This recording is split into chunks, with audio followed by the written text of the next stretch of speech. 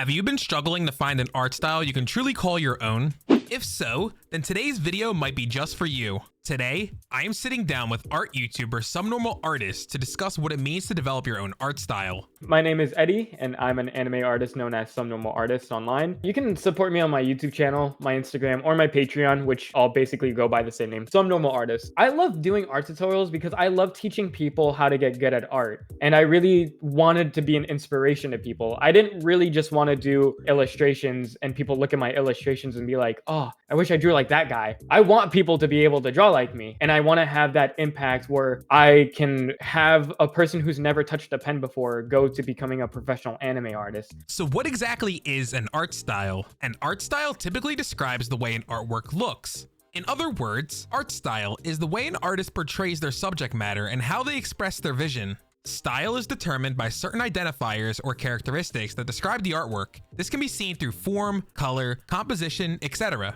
So for example, let's take a look at a manga artwork found in a shoujo manga magazine like Ribbon, Margaret, or Dessert. Shoujo manga art is often categorized with borderless panels, sparkly screen tones, and fluffy artwork. In contrast, let's look at manga artwork found in a shonen manga magazine like Weekly Shonen Jump, Weekly Shonen Magazine, and Weekly Shonen Sunday. Shonen manga art often features sharp lines, minimal screen tones, and curvier characters. I do want to mention that not all shonen manga or shoujo manga fall into these stereotypes. There are exceptions in both demographics. For example, shonen manga like Blue Box, Ichigo 100%, and Eyes share a similar art style to what you might expect to see in a shoujo manga. Outside of these demographics, we can also see art style discussions in Korean manhwa. In recent years, many series have taken inspiration from the hit series Solo Leveling, for example. When discussing art style, you will often hear artists describing a quote-unquote unique art style.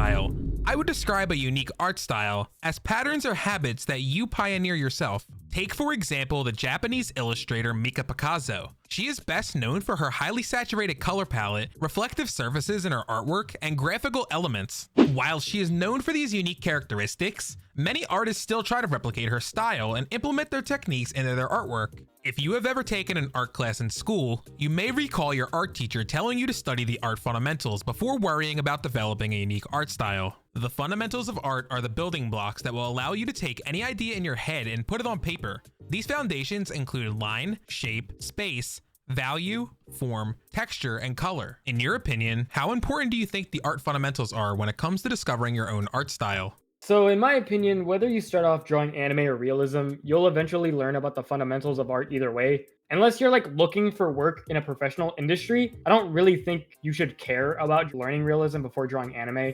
You definitely need to study those fundamentals before you are able to reference more complex artists. It's funny because I don't actually learn the terminology of like correct things until I make a tutorial about it. In my opinion, before you try to reference other artists, you should learn at least about the fundamentals of art, or else you're just probably doing double the work. So like I had to look at people's art, come to conclusions, and then I learned about fundamentals. But those fundamentals are already online for you to learn about. So I feel like you should learn that before you try to reference someone like me. There are sometimes discussions online about Western manga not looking like Japanese manga. In a similar vein, some believe manhwa from France and manhwa from Korea have their own distinct styles as well. How do you feel about these discussions as someone who takes inspiration mainly from Japanese illustrators? Yeah, I can kind of feel the difference between Japanese art and non-Japanese art, but I don't think it's impossible for a Western artist to draw like a Japanese artist. When I see some beginner Westerners draw anime, it feels like they reference like those shitty how-to-draw manga books at like Barnes & Noble. But with professional Western artists, I don't ever think I've seen their art and felt like, damn, this feels too Western. Something interesting about Japanese coloring is this idea of the 1-2-3 shading style. This is a process I learned by watching the Japanese art YouTuber Ori Days. In his tutorial, he explains how Japanese illustrators use this process while coloring. Do you use this technique in your own work? Back then, when I used to do how to shade tutorials, I would say your first shading color, and then you want to go and do your second shading color, and then your third shading color. So I think it's pretty similar to what I do. Since I don't do environments, I just do plain backgrounds. I usually do the environment colors last. I'll add like a multiply layer over the character, and then maybe I'll add some like glow behind their head to make it look like they're outside. But I don't usually do environmental colors just because like I just do plain backgrounds, so I don't really care that much. One of the best ways to develop your own art style is to study the works of other artists. You should try to combine elements from several different ones to create something new. For example, maybe you like the way Lamb colors hair. but you like the way Jorge Jimenez inks his characters. Maybe you like how Pochi colors skin, but how Neon B colors eyes.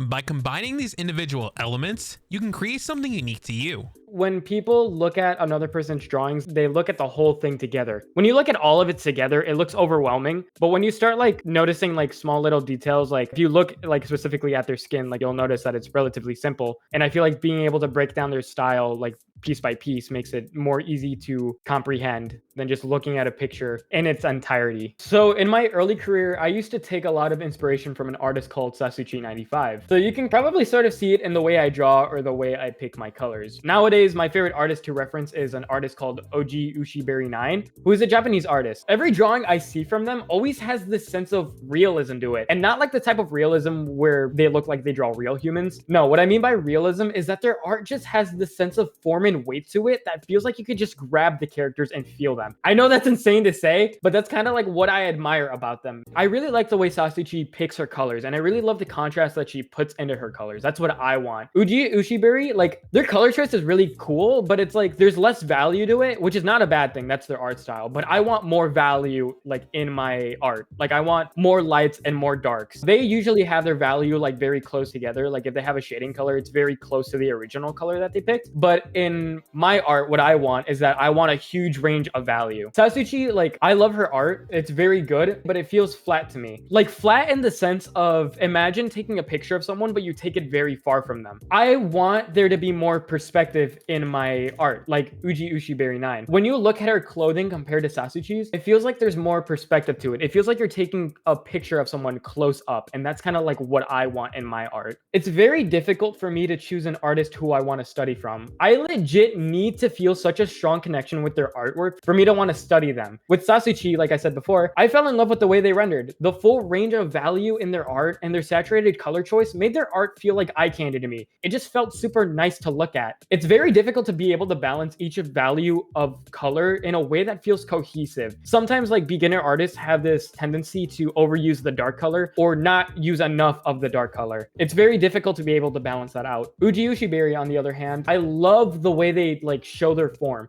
I love the way that their drawings just feel so natural and realistic. I'm glad that I found like a good mix because I don't want to be a copy of either artist. I want to have my own unique style. When studying different artists, try to analyze their habits and patterns so you can add them to your workflow.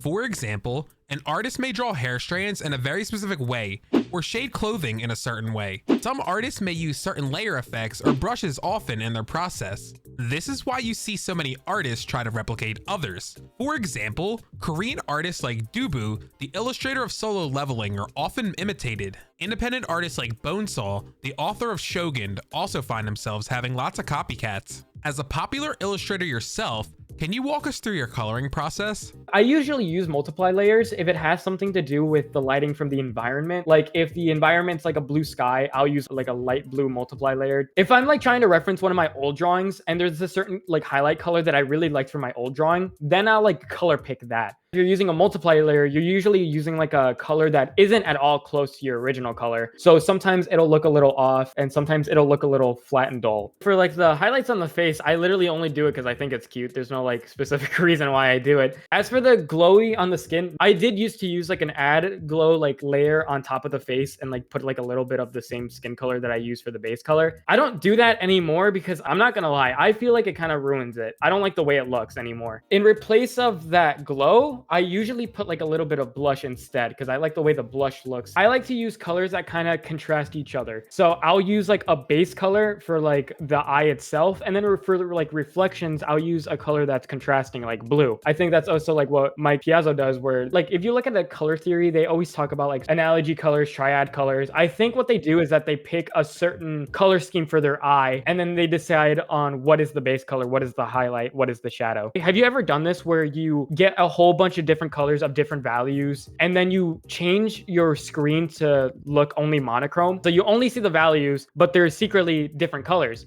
And so you draw your drawing as if you were doing just like a grayscale drawing, and then you turn back on the colors and all the colors just mix so well with each other. I actually don't use pure white anymore. If you go to my red character's face, There's no white in it. And I started doing that because I feel like it's more fun to express the tone of the white. There's like two types of white. There's either cool white or warm white. Warm white is usually leaning on the orange side, while cool white is more leaning on the blue side. So I stopped using pure white because I feel like I can express my colors more if I use two different kinds of white. It's very hard to highlight black and make it look vibrant. Like, I don't want to like make it look like latex. And so what Sasuchi does is that when she shades something black or she highlights it, it like looks orange and yellow, which I like. So that's kind of like what I try going for now when I highlight something that's black. Something I do specifically is when like the hair lays on top of skin, I like to make the skin almost purple. It's like a huge contrast against like a peach skin tone. I also do it like below the neck. It looks more natural when you bring colors like towards purple, because when you go outside, things will look more blue because of the sky. So when you're shading, you want to bring the hue towards blue because that looks realistic. And I also like to have my drawing saturated, but not too saturated. I am very picky about the way my eyes look. If the eyes don't look good to me, then I'll either redo them as much as I need to, or I'll just scrap the drawing. If the eyes are beautiful, then I know the drawing is going to be a banger. But if I just can't get the eyes to look right, then what makes me think the rest of the drawing will look good? Some artists create custom brushes for different situations, while others believe you can achieve the same end result by using the default brushes. Can you go over the brushes you use for your illustrations? So I use a line art brush, an airbrush, like a hard shading brush, a smudge tool, a blur tool, and then a sketching tool, and then a marker. Like, to be able to draw anything, all you really need are those 7 brushes. There's nothing that special about other brush packs that you need, unless you like want like a certain texture. Like if you want texture in your line art, then you can get like a brush pack for that. But if you want something like my style, shameless plug, you can check out my Patreon. They are for free. I will leave a link for all of that down in the description box below for you to check out. If there is one thing you want our viewers to take away from this video, what would it be? If you ever get into art, don't draw just because you want to become a great artist like me, or like Sasuchi, or like Uji Ushiberi. Draw because you love to draw. Because if you love to draw, then becoming a great artist will only come naturally. I never started my art account